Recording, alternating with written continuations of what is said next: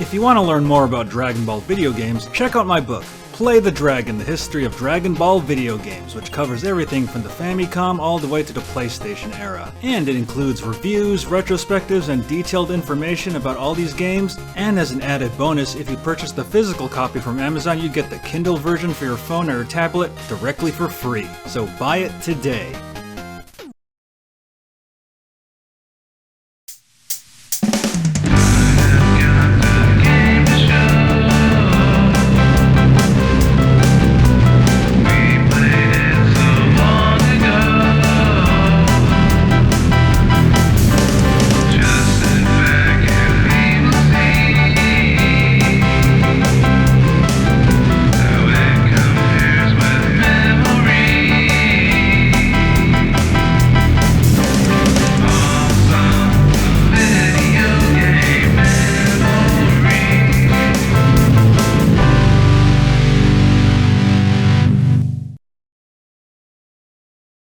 Hey everybody, Ryan here, broadcasting all the way from the popcorn rocket in space for this session of awesome video game memories about Ninja Gaiden! Ah yes, the original Ninja Gaiden series on the NES where you take control of protagonist Ryu Hayabusa, and this is one of those games that's so hard that it kills your friends, and oh boy, am I right about that. So let's slash right into Ryu Hayabusa's adventures here on Awesome Video Game Memories. Enjoy.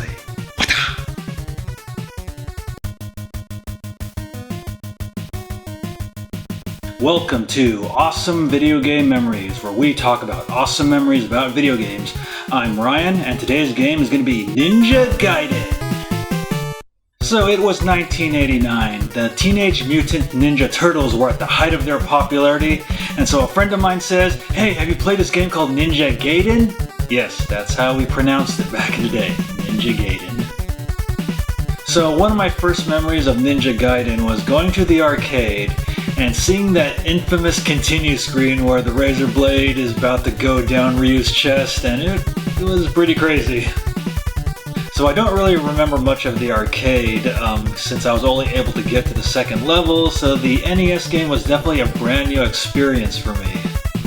Now I kind of have this really funny confession to make. When I was a kid, like back in 1989, I was really scared of anything scary, like, Dracula, demons, and werewolves, and all the horror stuff.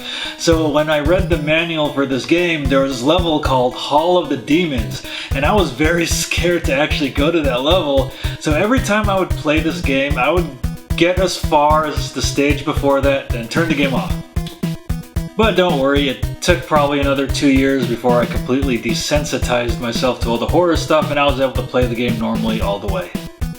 Yeah, so everybody remembers this game for being really, really difficult, and I remember as a kid, I couldn't get past the boss of the third stage, the guy that keeps jumping around, he puts the bullets on the walls. I had no idea how to beat him. I came close so many times, but I just could never beat him. But then I rented the game again. I was able to get the art of the fire wheel, and I was able to beat him by when he was jumping. I would just shoot the fire wheel, and it would take a lot of his life away, and I was able to beat him that way. Yeah, so I confess, as a kid, I only beat this game legitimately once. Yeah, so everybody remembers this game for being really difficult, and definitely everybody remembers the dreaded level 6-2. Oh my god, 6-2. I remember being stuck on that thing for days! Yeah, but like any level in the game, it's highly patterned, so if you kind of knew the pattern, you can probably get past it after a couple of tries, but it's still a very hard level to this day. So everyone remembers, if you lose to any of the final bosses, it starts you off right at the beginning of level 6. All the way, yes, you had to get past level 6-2 over and over again if you died at the last final bosses. Yeah, probably the most memorable thing about this game were the cutscenes. There weren't any other games at the time that actually did this.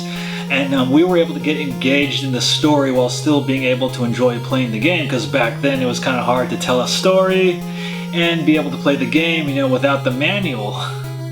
Yeah, and one of the best things about this game was the music. That tune that plays when Ryu, his father, and Bloody Malf are confronting each other, and like it's so intense, man. And then after your father falls, you get this really sad tune that really makes you determined to play the game. You're like, you know what, I want to go to the USA and avenge my father, man. And what was really cool about this game too, that it was like written like it was a movie. Like you had like drama, you had action, and then you had all these crazy twists.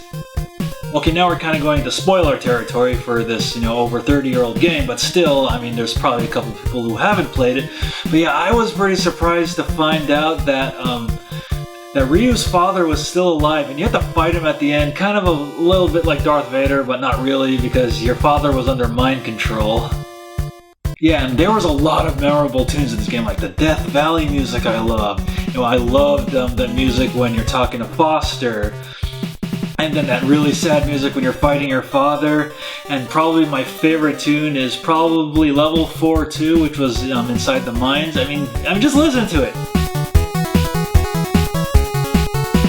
And then at the end, when Foster says, now your mission is to kill Ryu after he's did all this stuff for us. And then Ryu was like, you know what, Foster?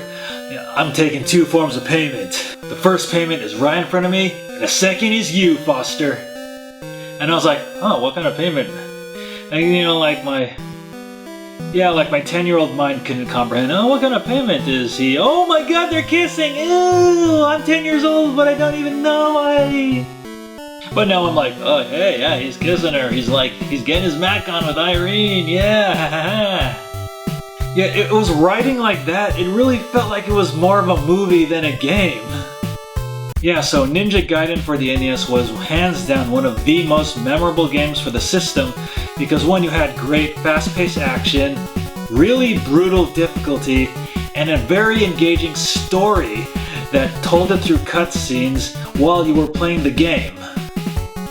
Yeah, so you can get this game on the Wii U Virtual Console, you can get it on the 3DS if you want to play it on the go, and it's definitely a lot easier to play it on the 3DS or the Wii U since you had save states that you can use, so it's definitely a lot easier to beat level 62 that way.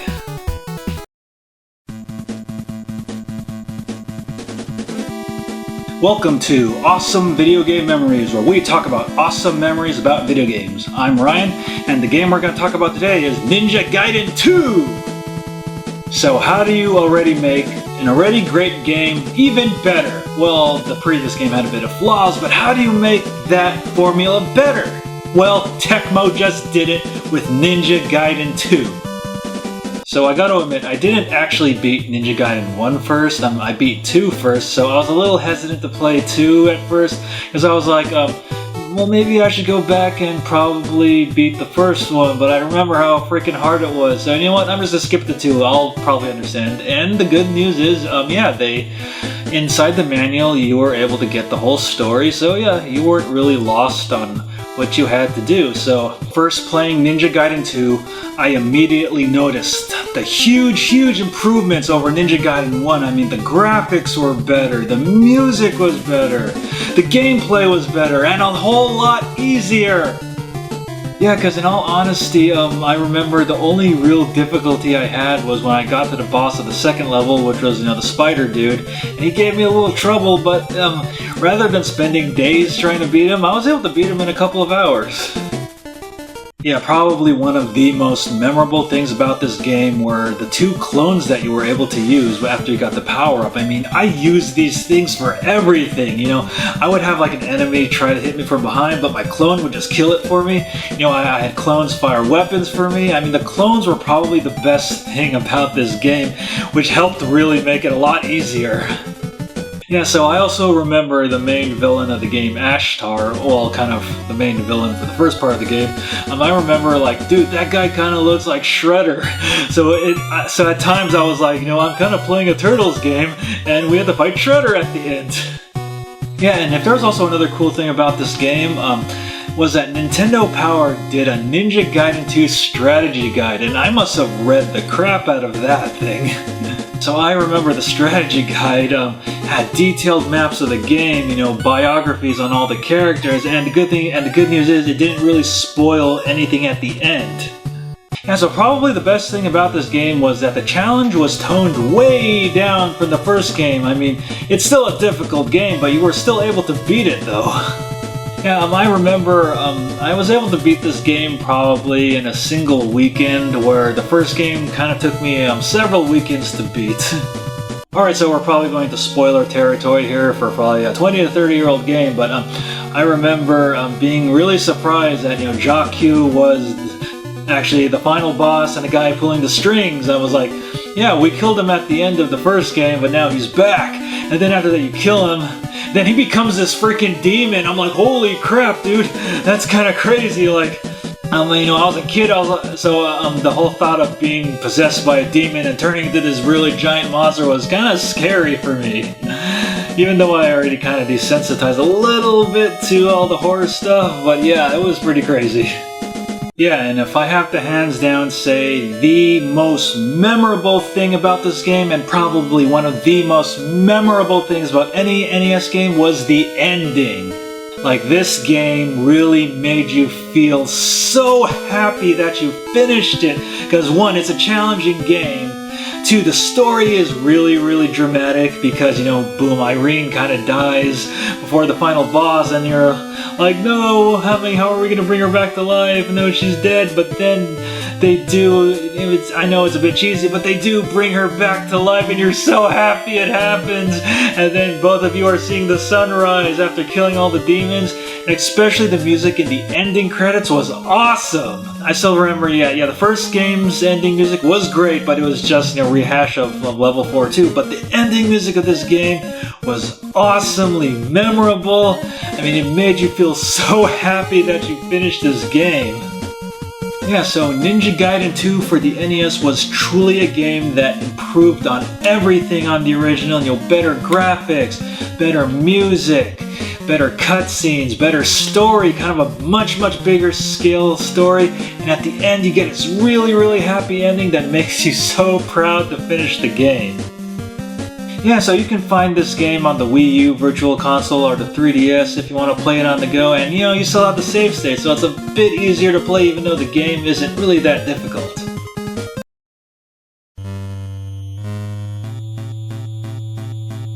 Welcome to Awesome Video Game Memories, where we talk about awesome memories about video games. I'm Ryan, and the game we're going to talk about today is Ninja Gaiden 3.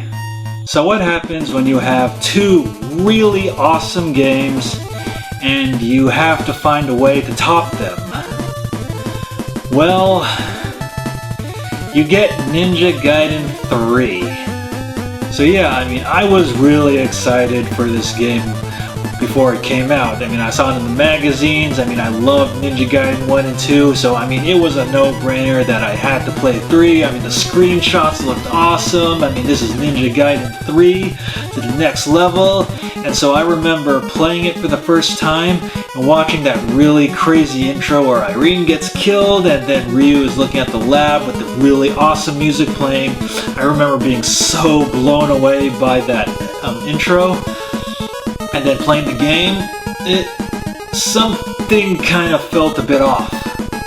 I remember the controls of Ryu was a little floaty, if you know what I mean, when you jump, and then it was a little harder to land back on the ground.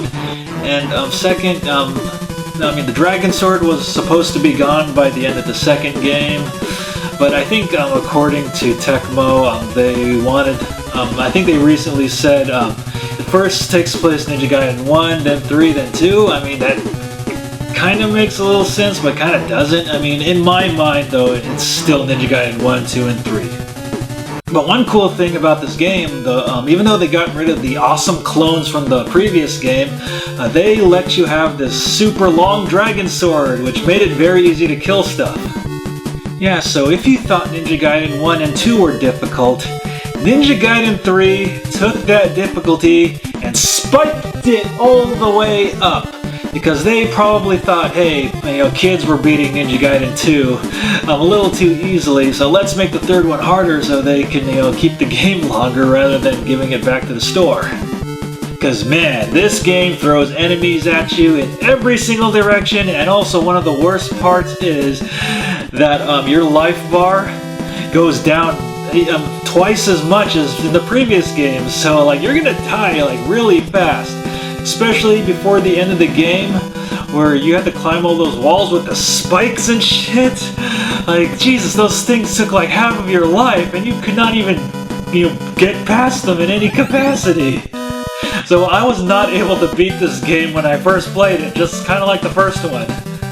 So if there's one thing I really praise the Ninja Gaiden games for is the story. Now the story was presented quite well in this game, but not as well executed as the previous games. Like you wanted to know why Irene died, you wanted to avenge her death, and like you wanted to know what this Clancy guy was planning, and you were happy to see Foster back, but the execution of it just wasn't really that good. Kind of throughout this game, like you were just kind of transported to places with like no explanation at all. Like one minute you're in the lab, and then you end up in the desert, and you end up in the jungle. I mean, is there an explanation why this happens? And not to mention that the levels are hard as hell. And to add to the already difficult challenge, you only get 5 continues in this game, where back in the previous games you had unlimited continues. So by the time you reach the last stage with all the spikes and then you die, all your continues are pretty much gone. And also another disappointment about this game was the music. I mean, I love the tunes from Ninja Gaiden 1 and 2, but the music in this game, while good at some points, it just wasn't really memorable. I mean, there weren't many tunes from this game that I would hum, unlike the first 2 games. So I confess, I was only able to beat this game with the Game Genie. I mean, there was no possible way that I was able ever to get past those spikes at the end of the game without losing like a zillion life bars. I mean, I have beaten it legitimately on Ninja Gaiden Trilogy on the SNES, but that's still a bit of a different thing altogether. But yeah, and also the weird thing about this game was, the Japanese version was actually a lot easier. I mean, the enemies didn't do as much damage, and you had a password system in that game. Like, I think this is something that the first 2 games actually needed, because this game is so freaking hard that a password option is definitely much appreciated.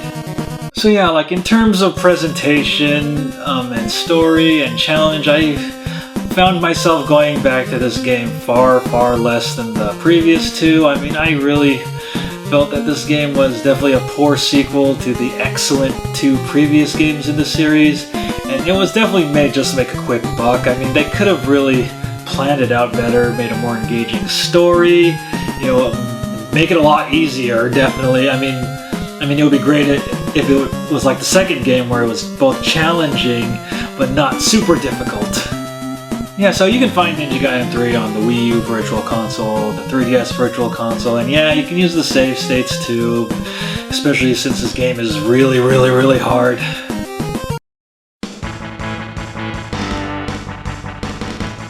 Welcome to Awesome Video Game Memories, where we talk about awesome memories about video games. I'm Ryan, and the game we're going to talk about today is Ninja Gaiden Trilogy. So a lot of NES franchises transitioned their way to the Super Nintendo with enhanced graphics and enhanced gameplay, and one of those franchises that I was hoping to make the jump was Ninja Gaiden. Like, I was hoping they were either going to do Ninja Gaiden 4 or Super Ninja Gaiden. I mean, that would have been so cool, because number 3 wasn't really a great way to go out. And imagining a 16-bit Ryu Hayabusa fighting 16-bit demons. But instead, we got an 8-bit Ryu Hayabusa fighting 8-bit demons again in one compact cartridge called Ninja Gaiden Trilogy. I remember seeing this in the magazines and going like, why aren't they doing a Ninja Gaiden 4 or Super Ninja Gaiden? Why are they doing the same games over again? So I confess, I didn't play this as soon as it came out since I kind of had no interest in doing so. I didn't exactly play it until 1997, maybe 2 years after it came out, and because I was just kind of curious and it was available at my Hollywood Video. So I remember playing it and I was like, what the hell did they do to the graphics and the music? But one good thing they added was the password system, which made Ninja Gaiden 3 a lot easier to beat. So the good thing is, for Ninja Gaiden 3, they totally reduced the damage thing. Now you're not taking twice as much damage as before. And you have unlimited continues, although you have passwords, so it's like you have unlimited continues anyways. And I really didn't like what they did to the music. I mean, the music was one of the best parts of the Ninja Gaiden series, and it sounds a lot worse on the Super Nintendo. And also, a lot of the scrolling graphics were changed, so a lot of Ninja Gaiden 3 looks weird. Also, one of the things that I really dislike about this game is they got rid of the ending credits for each game. Like, that was among some of the best music in the series. God, Ninja Gaiden's 2 ending theme is gone in this game. Oh my god, no. And the sad thing is, these are the versions of the games they used on the Xbox version of Ninja Gaiden as the unlockables. So yeah, there's not really much to say about Ninja Gaiden Trilogy other than why. Now, I understand Tecmo didn't release a lot of games on the Super Nintendo, but Ninja Gaiden was one of those games that should have been released on the Super Nintendo. Yeah, I think if Tecmo really worked hard on it, they could have made a really good Ninja Gaiden game for the Super Nintendo, Ninja Gaiden 4 or Super Ninja Gaiden. So yeah, now let's talk about the price for the original cartridge. It's expensive, it's very expensive. It's gonna cost you an arm and a leg that Ryu probably has to cut off. Although you could get emulated versions of these on Ninja Gaiden for the Xbox, but you have to beat the game first before you do that, and you also have to find them too, which isn't super hard, which I covered in the Ninja Gaiden video for Awesome Video Game Memories. Well, you can't get this on the Virtual Console even though Tecmo could totally do it, but you can get the original superior versions of the NES versions on the Virtual Consoles for the Wii U and the 3DS.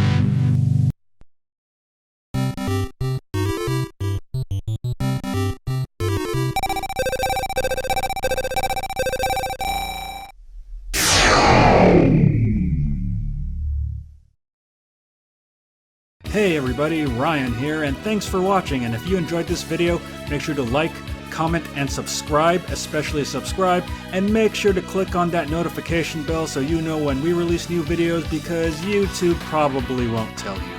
And if you want to watch me play games live, you can watch me on twitch.tv/BattleGeekPlus. And if you have a Twitch Prime account, you can subscribe for emotes and a lot more awesome perks to support the show. And if you want to support the show, you can donate at patreon.com/Ryan Molina, because every dollar helps me bring you a better show. And make sure to follow me on Twitter at @RyanMolina and at BattleGeekPlus. And also make sure to check out the official Battle Geek Plus website at BattleGeekPlus.com. We got books, we got t-shirts. Make sure to check out our awesome popcorn-related t-shirts, our Battle Geek Plus t-shirts, and a lot more.